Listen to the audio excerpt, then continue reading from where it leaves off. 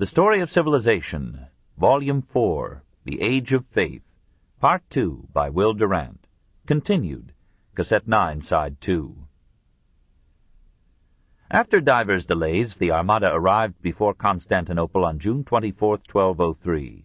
You may be assured, says Villehardouin, that those who had never seen Constantinople opened wide eyes now, for they could not believe that so rich a city could be in the whole world, when they saw her lofty walls and her stately towers wherewith she was encompassed, and those stately palaces and lofty churches, so many in number as no man might believe who had not seen them, and the length and breadth of this town which was sovereign over all others.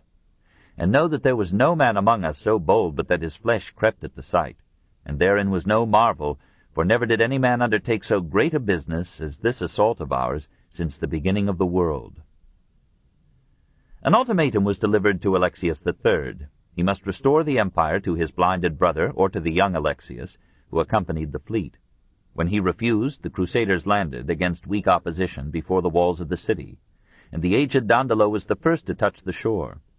Alexius III fled to Thrace. The Greek nobles escorted Isaac Angelus from his dungeon to the throne, and in his name a message was sent to the Latin chieftains that he was waiting to welcome his son. After drawing from Isaac a promise to abide by the commitments that his son had made with them, Dandolo and the barons entered the city, and the young Alexius IV was crowned co-emperor. But when the Greeks learned of the price at which he had bought his victory, they turned against him in anger and scorn. The people reckoned the taxes that would be needed to raise the subsidies promised to his saviors. The nobility resented the presence of an alien aristocracy and force. The clergy rejected with fury the proposal that they should bow to Rome. Meanwhile, some Latin soldiers, horrified to find Moslems worshipping in a mosque in a Christian city, set fire to the mosque and slew the worshippers. The fire raged for 8 days, spread through 3 miles, and laid a considerable section of Constantinople in ashes. A prince of royal blood led a popular revolt, killed Alexius IV, re-imprisoned Isaac Angelus, took the throne as Alexius V Ducas, and began to organize an army to drive the Latins from their camp at Galata. But the Greeks had been too long secure within their walls to have kept the virtues of their Roman name. After a month of siege they surrendered. Alexius V fled, and the victorious Latins passed like consuming locusts through the capital in 1204. So long kept from their promised prey, they now, in Easter week, subjected the rich city to such spoliation as Rome had never suffered from Vandals or Goths. Not many Greeks were killed, perhaps 2,000, but pillage was unconfined. The nobles divided the palaces among them and appropriated the treasures they found there. The soldiers entered homes, churches, shops, and took whatever caught their fancy. Churches were rifled not only of the gold, silver, and jewels accumulated by them through a millennium, but of sacred relics that would later be peddled in Western Europe at good prices. St. Sophia suffered more damage than the Turks would inflict upon it in 1453. The great altar was torn to pieces to distribute its silver and gold. The Venetians, familiar with the city that had once welcomed them as merchants, knew where the greatest treasures lay, and stole with superior intelligence. Statues and textiles, slaves and gems fell discriminately into their hands. The 4 bronze horses that had surveyed the Greek city would now romp over the Piazza di San Marco. 9/10 of the collections of art and jewelry that would later distinguish the treasury of St. Mark's came from this well-managed theft. Some attempt was made to limit rape. Many of the soldiers modestly contented themselves with prostitutes. But Innocent III complained that the pent-up lust of the Latins spared neither age nor sex nor religious profession, and that Greek nuns had to bear the embraces of French or Venetian peasants or grooms. Amid the pillage, libraries were ransacked, and precious manuscripts were ruined or lost. 2 further fires consumed libraries and museums as well as churches and homes. Of the plays of Sophocles and Euripides, till then completely preserved, only a minority survived. Thousands of art masterpieces were stolen, mutilated, or destroyed. When the riot of rapine had subsided, the Latin nobles chose Baldwin of Flanders to head the Latin kingdom of Constantinople, this in 1204, and made French its official language. The Byzantine Empire was divided into feudal dominions, each ruled by a Latin noble. Venice, eager to control the routes of trade, secured Hadrianople, Epirus, Acarnania, the Ionian Isles, part of the Peloponnesus, Euboea, the Aegean Isles, Gallipoli, and 3/8 of Constantinople. The Genoese were dispossessed by their Byzantine factories and outposts. and Dandolo, now limping in imperial buskins, took the title of Doge of Venice, lord of 1/4 and 1/8 of the Roman Empire. Soon afterward he died, in the fullness of his unscrupulous success.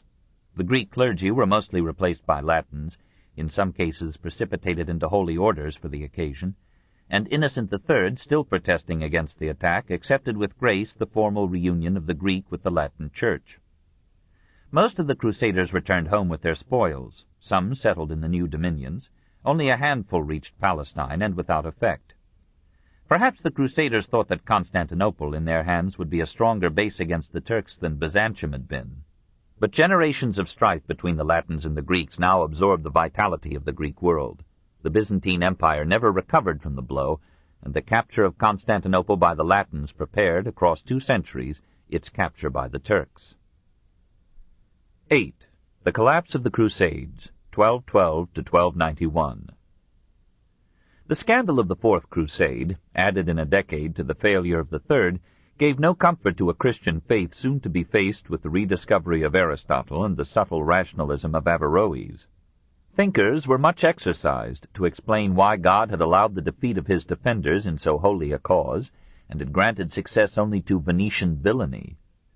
Amid these doubts it occurred to simple souls that only innocence could regain the citadel of Christ.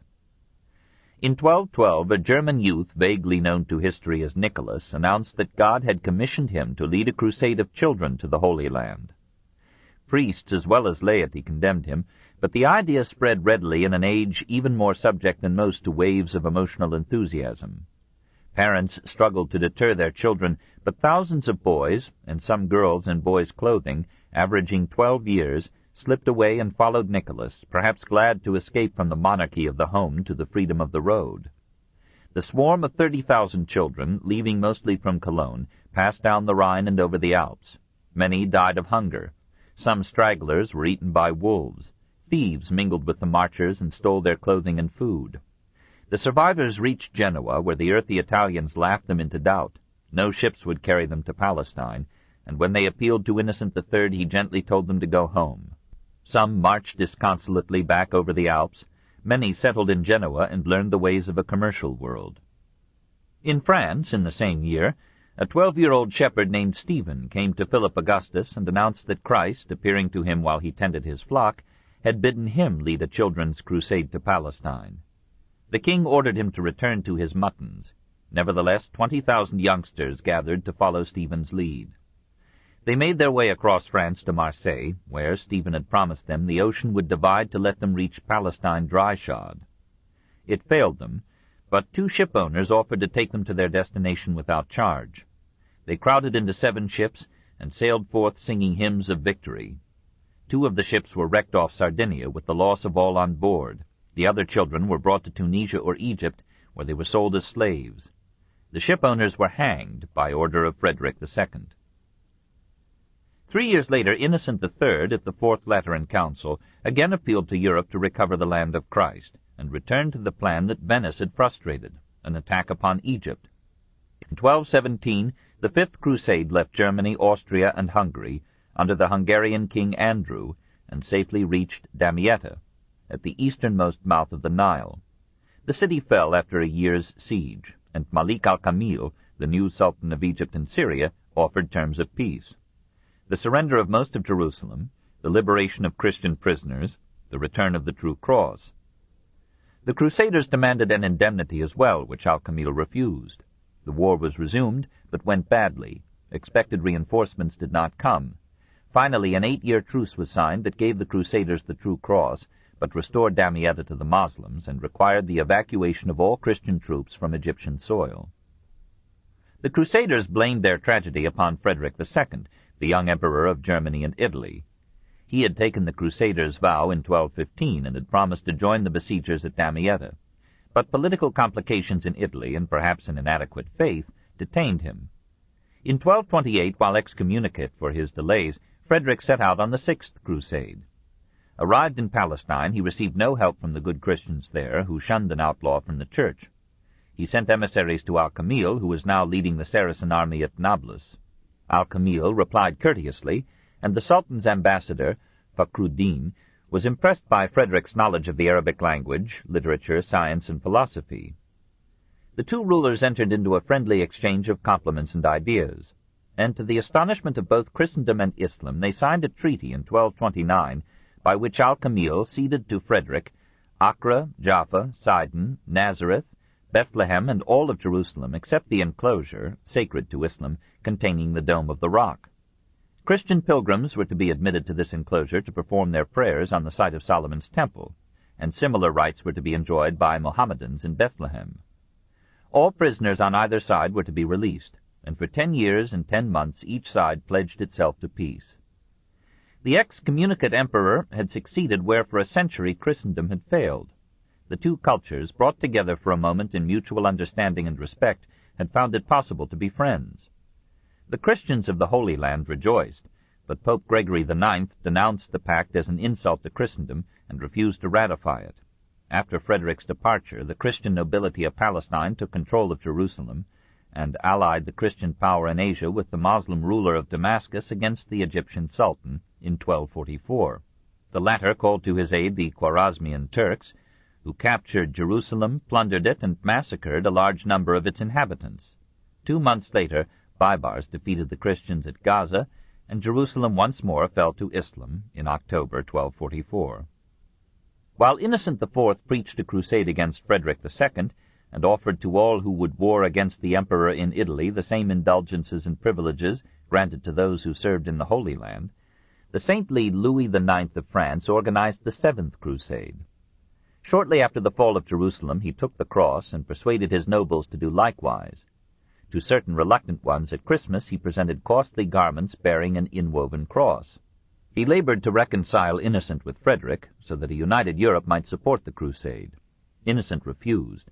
Instead, he sent a friar, Giovanni de Piano Carpini, to the great Khan, suggesting a union of Mongols and Christians against the Turks. The Khan replied by inviting the submission of Christendom to the Mongol power. At last, in 1248, Louis set out with his French knights, including Jean Sieur de Joinville, who would narrate the exploits of his king in a famous chronicle. The expedition reached Damietta and soon captured it. But the annual inundation of the Nile, which had been forgotten in planning the campaign, began as the Crusaders arrived, and so flooded the country that they were confined to Damietta for half a year. They did not altogether regret it. The barons, says Joinville, took to giving great feasts, and the common people took to consorting with lewd women. When the army resumed its march, it was depleted by hunger, disease, and desertion, and weakened with indiscipline. At Mansoura, despite brave fighting, it was defeated and fled in wild rout. 10,000 Christians were captured, including Louis himself, fainting with dysentery, this in 1250. An Arab physician cured him. After a month of tribulation he was released, but only in return for the surrender of Damietta and a ransom of 500,000 livres, or $3.8 million. When Louis agreed to this enormous ransom, the Sultan reduced it by a fifth and trusted the king for an unpaid half. Louis led the remnant of his army to Acre and stayed there 4 years, vainly calling upon Europe to cease its wars and join him in a new campaign. He dispatched the monk William of Rubruquis to the Mongol Khan, renewing the invitation of Innocent, with similar results. In 1254 he returned to France. His years in the East had quieted the factionalism of the Christians there. His departure released it. From 1256 to 1260, a civil war of the Venetians against the Genoese and the Syrian ports dragged every faction into it and exhausted the Christian forces in Palestine. Seizing the opportunity, Baibars, the slave sultan of Egypt, marched up the coast and took one Christian town after Caesarea in 1265, Safad in 1266, Jaffa in 1267, Antioch in 1268. The captured Christians were slaughtered or enslaved, and Antioch was so devastated with plunder and fire that it never recovered. Roused to new fervor in his old age, Louis IX took the cross a second time in 1267. His 3 sons followed his example, but the French nobility rejected his plans as quixotic and refused to join. Even Joinville, who loved him, would have none of this 8th crusade.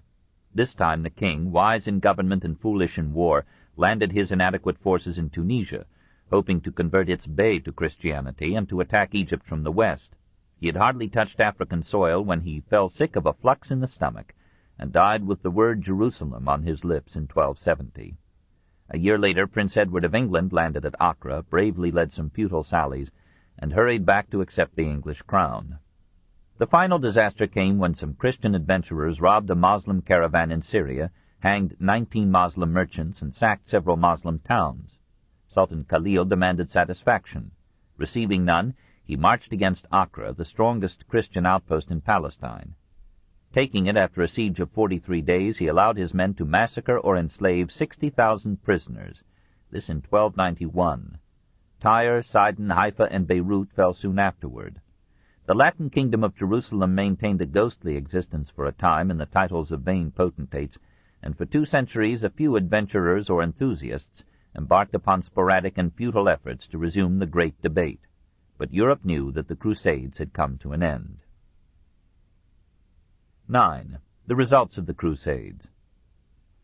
Of their direct and professed purposes, the Crusades had failed. After 2 centuries of war, Jerusalem was in the hands of the ferocious Mamluks, and Christian pilgrims came fewer and more fearful than before. The Moslem powers, once tolerant of religious diversity, had been made intolerant by attack. The Palestinian and Syrian ports that had been captured for Italian trade were without exception lost. Moslem civilization had proved itself superior to the Christian in refinement, comfort, education, and war. The magnificent effort of the popes to give Europe peace through a common purpose had been shattered by nationalistic ambitions and the Crusades of popes against emperors. Feudalism recovered with difficulty from its failure in the Crusades. Suited to individualistic adventure and heroism within a narrow range, it had not known how to adjust its methods to oriental climates and distant campaigns. It had bungled inexcusably the problem of supplies along a lengthening line of communications. It had exhausted its equipment and blunted its spirit by conquering not Moslem Jerusalem but Christian Byzantium. To finance their expeditions to the east, many knights had sold or mortgaged their properties to lord, moneylender, church, or king. For a price they had resigned their rights over many towns and their domains. To many peasants they had sold remission of future feudal dues. Serfs by the thousands had used the Crusaders' privilege to leave the land, and thousands had never returned to their manors. While feudal wealth and arms were diverted to the east, the power and wealth of the French monarchy rose as one of the major results of the Crusades. At the same time, both the Roman empires were weakened. The Western emperors lost prestige by their failures in the Holy Land and by their conflicts with the papacy exalted by the Crusades, and the Eastern Empire, though reborn in 1261, never regained its former power or repute. The Crusades, however, had this measure of success, that without them the Turks would have taken Constantinople long before 1453. For Islam, too, was weakened by the Crusades and fell more easily before the Mongol flood. Some of the military orders suffered tragic fates. Those Hospitallers who survived the massacre at Acre fled to Cyprus. In 1310 they captured Rhodes from the Moslems, changed their name to the Knights of Rhodes, and ruled the island till 1522. Expelled then by the Turks, they moved to Malta, became the Knights of Malta, and continued to exist there till their disbandment in 1799. The Teutonic Knights, after the fall of Acre, transferred their headquarters to Marienburg in the Prussia they had conquered for Germany from the Slavs. The Templars, driven from Asia, reorganized in France. Possessed of rich holdings throughout Europe, they settled down to enjoy their revenues. Free from taxation, they lent money at lower interest rates than the Lombards and the Jews and reaped lush profits. Unlike the Hospitallers, they maintained no hospitals, established no schools, succored no poor. At last their hoarded wealth, their armed state within the state, their insubordination to the royal power, aroused the envy, fear, and wrath of King Philip IV the Fair. On October 12, 1310, by his order and without warning, all Templars in France were arrested, and the royal seal was set on all their goods.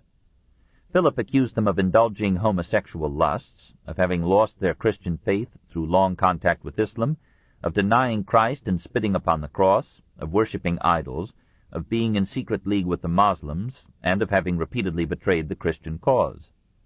A tribunal of prelates and monks loyal to the king examined the prisoners. They denied the royal charges, and were put to the torture to induce them to confess. Some, suspended by the wrists, were repeatedly drawn up and suddenly let down. Some had their bare feet held over flames. Some had sharp splinters driven under their fingernails. Some had a tooth wrenched out day after day. Some had heavy weights hung from their genitals. Some were slowly starved.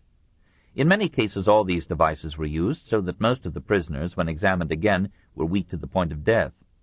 One showed the bones that had fallen from his roasted feet. Many of them confessed to all the charges of the king. Some told how life and liberty had been promised them under the royal seal if they would admit the allegations of the government. Several of them died in jail. Some killed themselves. 59 were burned at the stake in 1310, protesting their innocence to the end. Dumoulin, the Grand Master of the order, confessed under torture. Led to the stake, he withdrew his confession, and the inquisitors proposed to try him again. Philip denounced the delay and ordered him to be burned at once, and the royal presence graced the execution. All the property of the Templars in France was confiscated by the state. Pope Clement V protested against these procedures. The French clergy supported the king. The Pope, a virtual prisoner at Avignon, ceased resistance and abolished the order at Philip's behest in 1312. Edward II, also needing money, confiscated the property of the Templars in England. Some of the wealth so appropriated by Philip and Edward was surrendered to the Church. Some of it was granted by the kings to favorites, who by these means founded great manors and supported the kings against the older feudal nobility. Possibly some of the Crusaders had learned in the East a new tolerance for sexual perversions. This, and the reintroduction of public baths and private latrines in the West, may be included among the results of the Crusades. Probably through contact with the Moslem East, the Europeans returned to the old Roman custom of shaving the beard. 1,000 Arabic words now came into the European languages. Oriental romances flowed into Europe and found new dress in the nascent vernaculars. Crusaders, impressed by the enameled glass of the Saracens, may have brought from the East the technical secrets that led to the improved stained glass of the developing Gothic cathedrals. The compass, gunpowder, and printing were known in the East before the Crusades ended, and may have come to Europe in the backwash of that tidal wave. Apparently the Crusaders were too unlettered to care for Arabic poetry, science, or philosophy. Moslem influences in such fields came rather through Spain and Sicily than through the contacts of these wars. Greek cultural influences were felt by the West after the capture of Constantinople. So William of Moerbeeke, Flemish Archbishop of Corinth, furnished Thomas Aquinas with translations of Aristotle made directly from the original. In general, the discovery by the Crusaders that the followers of another faith could be as civilized, humane, and trustworthy as themselves, if not more so, must have set some minds adrift and contributed to the weakening of orthodox belief in the 13th and 14th centuries. Historians like William, Archbishop of Tyre, spoke of Moslem civilization with a respect, sometimes with an admiration that would have shocked the rude warriors of the First Crusade. The power and prestige of the Roman Church were immensely enhanced by the First Crusade and progressively damaged by the rest. The sight of diverse peoples, of lordly barons and proud knights, sometimes of emperors and kings, uniting in a religious cause led by the Church, raised the status of the papacy. Papal legates entered every country and diocese to stir recruiting and gather funds for the Crusades. Their authority encroached upon often superseded that of the hierarchy, and through them the faithful became almost directly tributary to the Pope. The collections so made became customary and were soon applied to many purposes besides the Crusades. The Pope acquired, to the active dissatisfaction of the kings, the power to tax their subjects and to divert to Rome great sums that might have gone to royal coffers or local needs. The distribution of indulgences for 40 days' service in Palestine was a legitimate application of military science. The granting of similar indulgences to those who paid the expenses of a crusader seemed forgivable. The extension of like indulgences to those who contributed to funds managed by the popes, or who fought papal wars in Europe against Frederick, Manfred, or Conrad, became an added source of irritation to the kings and of humor to the satirists. In 1241, Gregory IX directed his legate in Hungary to commute for a money payment the vows of persons pledged to a crusade, and used the proceeds to help finance his life-and-death struggle with Frederick II.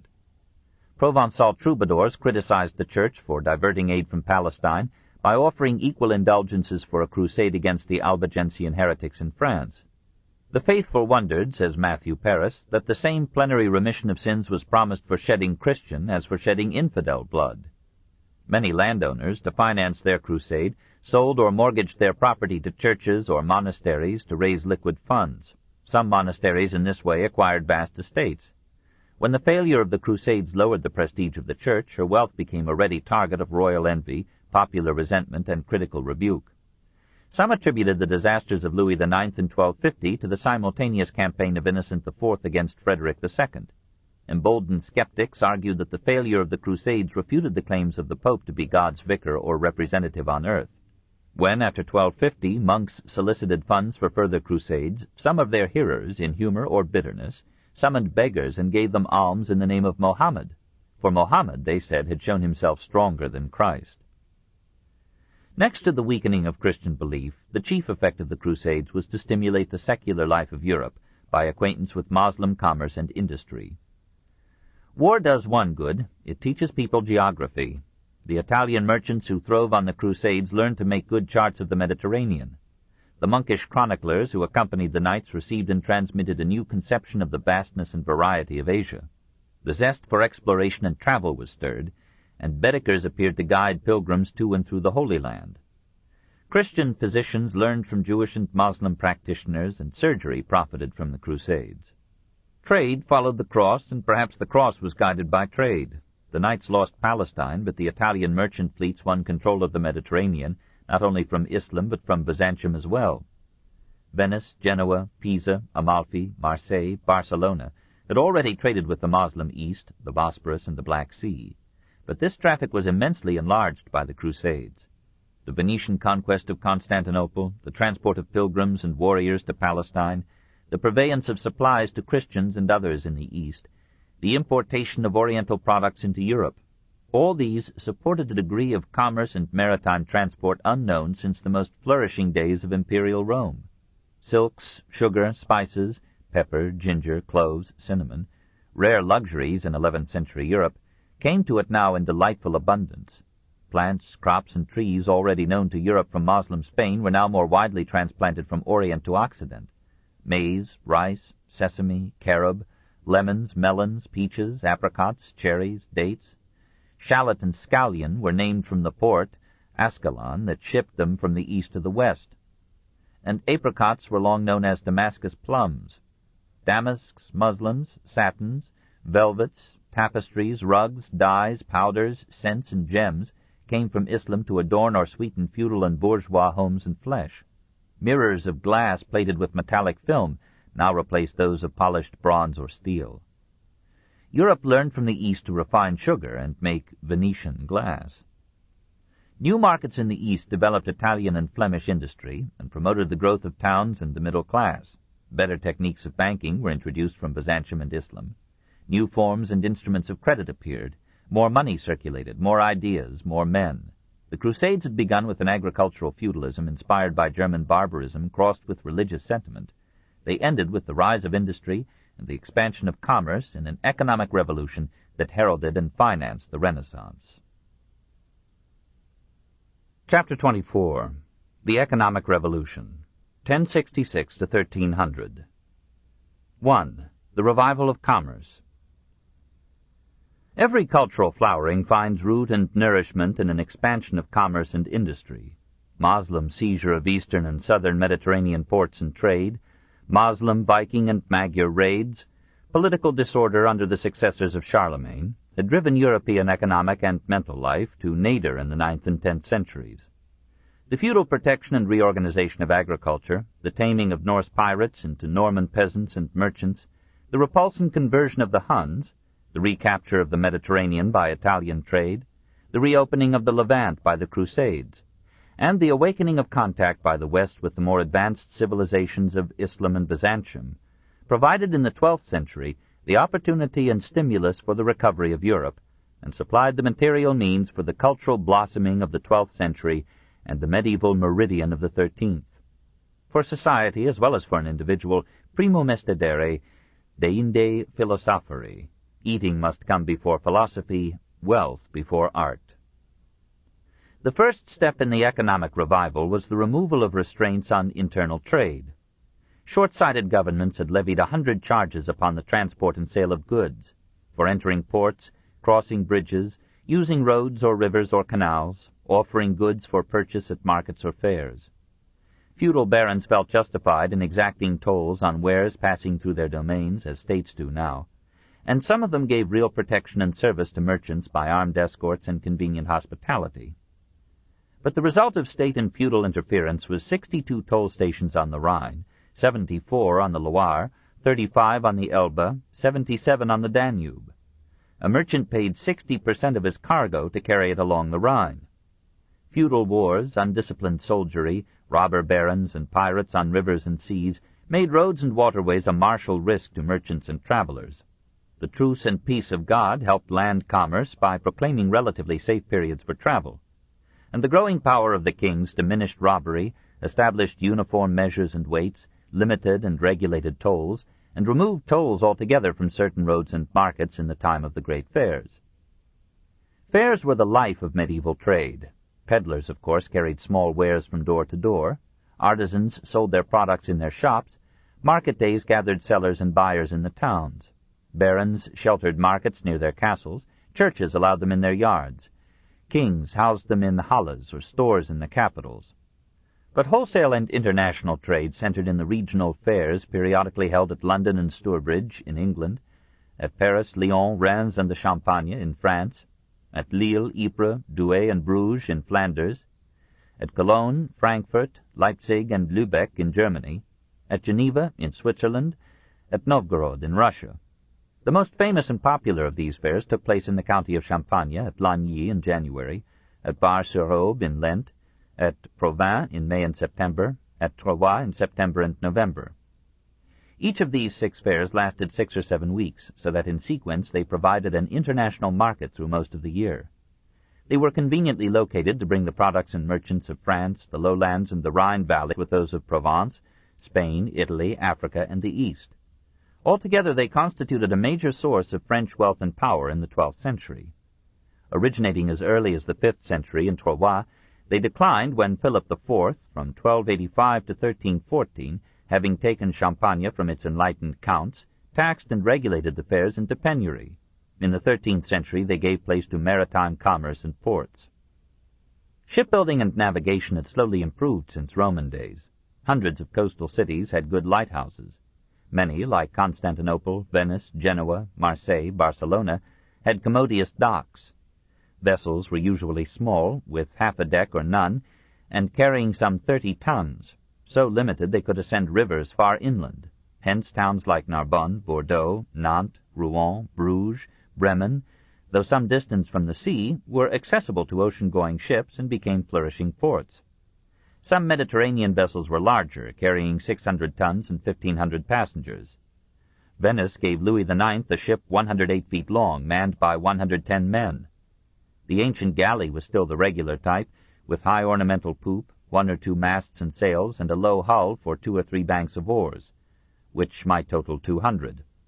Most oarsmen were free enlisted men. Galley slaves were rare in the Middle Ages. The art of tacking before the wind, known in the 6th century, developed leisurely until the 12th, when, mostly on Italian ships, fore and aft rigs were added to the old square sail. But the chief motive power still remained in the oars. The compass, of doubtful origin, appeared in Christian navigation about 1200. Sicilian mariners made it available in rough waters by resting the magnetic needle on a movable pivot. Even so, another century passed before mariners, the Norse excepted, dared leave sight of land and steer a straight course across open sea. From November 11th to February 22nd, ocean voyages were exceptional. They were forbidden to ships of the Hanseatic League, and most Mediterranean or Black Sea shipping halted in that period. Sea travel was as slow as in antiquity. From Marseille to Acre took 15 days. Voyages were not recommended for health. Piracies and shipwrecks were numerous, and the sturdiest stomachs were upset. Froissart tells how Sir Hervé de Léon took 15 days tossing between Southampton and Harfleur, and was so troubled that he had never health afterward. As poor compensation, fares were low. 6pence paid for a channel crossing in the 14th century, and proportionate costs for freight and long voyages gave water transport an advantage that in the 13th century transformed the political map of Europe. The Christian reconquest of Sardinia in 1022, Sicily in 1090, and Corsica in 1091 from the Saracens opened the Straits of Messina and the central Mediterranean to European shipping, and the victories of the First Crusade regained all but the southern ports of that sea. So unshackled, commerce bound Europe into a widening web of trade routes, and connected it not only with Christians in Asia, but with Islamic Africa and Asia, even with India and the Far East. Goods from China or India came through Turkestan, Persia, and Syria to Syrian or Palestinian ports, or through Mongolia to the Caspian and the Volga, or by boat to the Persian Gulf, up the Tigris or Euphrates, and over mountains and deserts to the Black Sea or the Caspian or the Mediterranean, or by the Red Sea through canals or caravans to Cairo and Alexandria. From the Moslem ports of Africa, trade, mostly Christian in the 13th century, fanned outward to Asia Minor and Byzantium, to Cyprus, Rhodes, and Crete, to Salonika, the Piraeus, Corinth, and Patras, to Sicily, Italy, France, and Spain. Constantinople added her luxury products to the stream of goods and fed the traffic up the Danube and the Dnieper to Central Europe, Russia, and the Baltic states. Venice, Pisa, and Genoa captured the westward Byzantine trade and fought like savages for the Christian mastery of the sea. Strategically placed between the east and west athwart the Mediterranean, with ports facing in 3 directions upon that sea, and with northern cities commanding the passes of the Alps, Italy was geographically bound to profit most from the trade of Europe with Byzantium, Palestine, and Islam. On the Adriatic stood Venice, Ravenna, Rimini, Ancona, Bari, Brindisi, Taranto. On the south, Crotone. Along her west coast, Reggio, Salerno, Amalfi, Naples, Ostia, Pisa, and Lucca carried a rich commerce, and Florence, the banker, pulled the financial strings. The Arno and the Po took some of the trade inland to Padua, Ferrara, Cremona, Piacenza, and Pavia. Rome drew the tithes and fees of European piety to her shrines. Siena and Bologna stood at the generative crossing of great interior roads. Milan, Como, Brescia, Verona, and Venice gathered into their laps the fruits of the trade that moved over the Alps to and from the Danube and the Rhine. Genoa dominated the Tyrrhenian Sea as Venice ruled the Adriatic. Her merchant fleet numbered 200 vessels manned by 20,000 men. Her trading ports reached from Corsica to Trebizond. Like Venice and Pisa, Genoa traded freely with Islam. Venice with Egypt, Pisa with Tunisia, Genoa with Moorish Africa and Spain. Many of them sold arms to the Saracens during the Crusades. Powerful popes like Innocent III denounced all traffic with the Moslems, but gold ran thicker than faith or blood, and the blasphemous trade went on. Her wars with Venice weakened Genoa, and the ports of southern France and western Spain reached out for a share of Mediterranean commerce. Marseille, stagnant during the Moslem ascendancy, recaptured for a time her old preeminence, but nearby Montpellier, stimulated by her polyglot population and culture of Gauls, Moslems, and Jews, rivaled Marseille in the 12th century as a southern gateway of France. Barcelona profited from the old Jewish mercantile families that remained after its reconquest from Islam. There and at Valencia, Christian Spain, blocked by the Pyrenees, found contact with the Mediterranean world. Cadiz, Bordeaux, La Rochelle, and Nantes sent their ships along the Atlantic coasts to Rouen, London, and Bruges. Genoa, in the 13th century, Venice in 1317, sent vessels through Gibraltar to all these Atlantic ports. By 1300, trade over the Alps diminished, and Atlantic commerce began to lift the Atlantic nations to that leadership which Columbus would ensure. France grew rich on her rivers, liquid strands of unifying trade. The Rhone, Garonne, Loire, Saône, Seine, Oise, and Moselle fructified her commerce as well as her fields. Britain could not yet rival her, but the 5, or 5 ports on the Channel welcomed foreign ships and goods. And the Thames at London was already in the 12th century bordered with a continuous line of docks, where exports of cloth, wool, and tin paid for spices from Arabia, silks from China, furs from Russia, and wines from France. Busier still, busier than any other northern port, was Bruges, commercial capital and outlet of a Flanders rich in both agriculture and industry. There, as in Venice and Genoa, the east-west crossed the north-south axis of European trade. Situated near the North Sea coast opposite England, it imported English wool to be woven by Flemish or French looms. Sufficiently inland to give safe harbor, it attracted the fleets of Genoa, Venice, and western France, and allowed them to reallocate their wares along 100 routes to minor ports.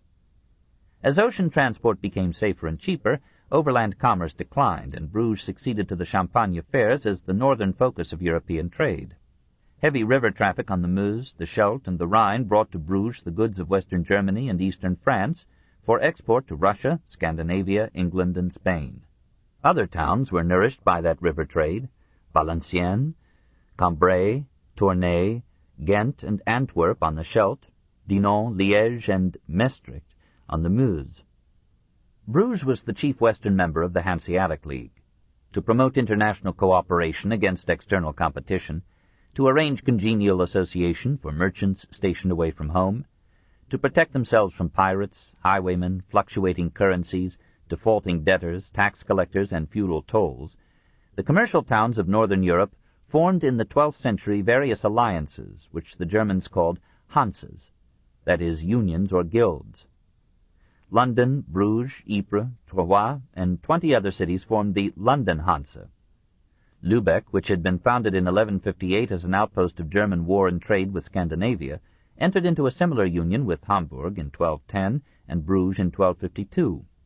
Gradually other cities joined: Danzig, Bremen, Novgorod, Dorpat, Magdeburg, Thorn, Berlin, Visby, Stockholm, Bergen, London.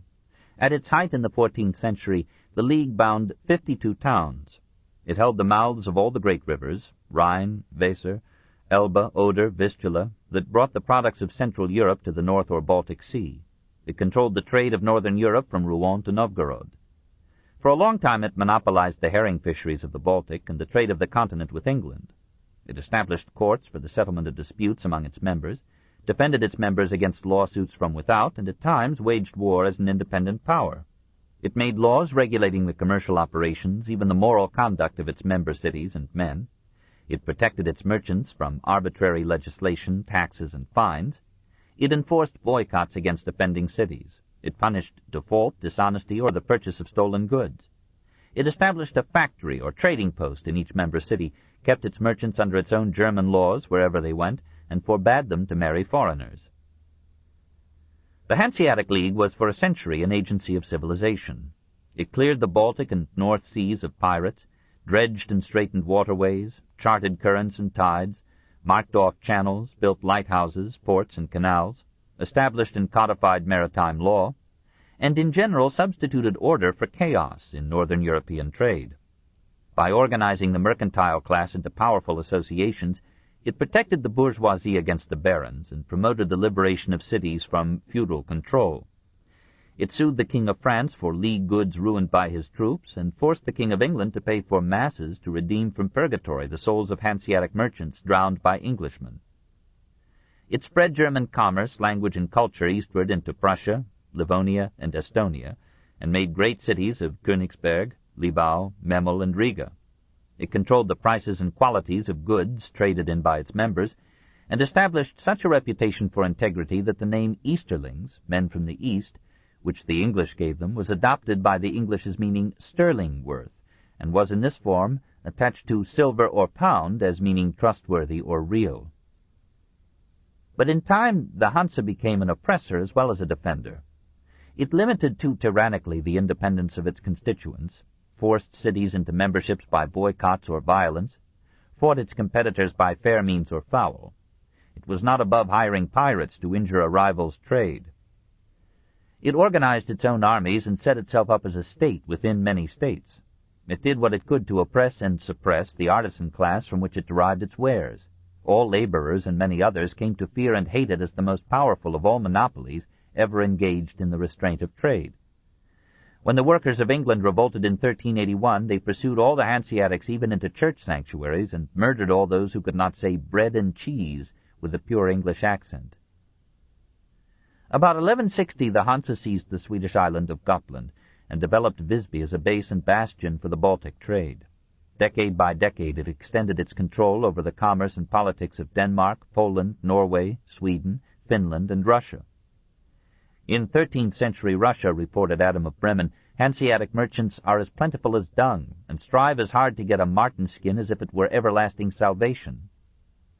They fixed their seat at Novgorod on the Volkhov, lived there as an armed merchant garrison, used St. Peter's Church as a warehouse, stacked wine casks around its altar, guarded these stores like ferocious dogs, and fulfilled all the outward observances of religious piety. Not content, the League turned its thoughts to controlling the trade of the Rhine. This book is continued on Cassette 10, Side 1.